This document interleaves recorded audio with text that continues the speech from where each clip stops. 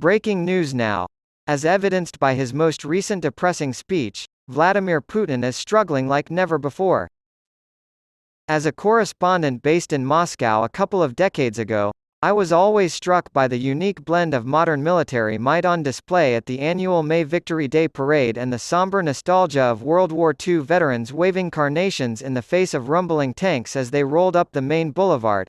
Workmen have to start early the next day to fill in the potholes left behind.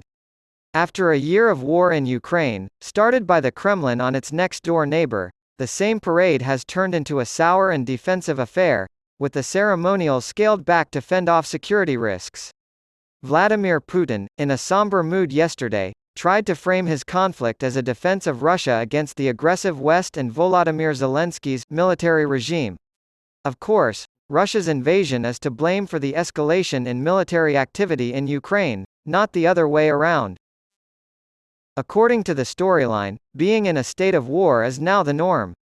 Rapidly dissolving like the slushy snows of a Moscow spring, talk of an easy victory has faded. The majority of the Russian leader's speech seemed to be a never-ending slog against specific Western interests, NATO, as well as some odd if predictably nasty ones, such as his tirade against globalizing elites, which had anti-Semitic overtones, and his cruel verbal attacks on gay and transgender people. At the same time, Putin's allies like the Wagner Group's ruthless mercenaries were the party spoilers with their snarky comments about the clumsy leadership of the Kremlin's hand-picked military. Their leader, Yevgeny Prigozhin, has claimed that Russian troops evacuated the Ukrainian city of Bakhmut due to stupid, criminal orders from higher-ups in the armed forces.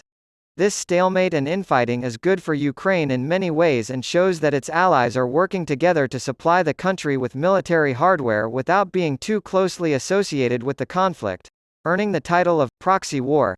When asked this week about the likelihood of a successful Ukrainian counteroffensive to push back Russian forces, the low-key but often shrewd British Foreign Secretary James cleverly said, "We have to be realistic. The real world is like this.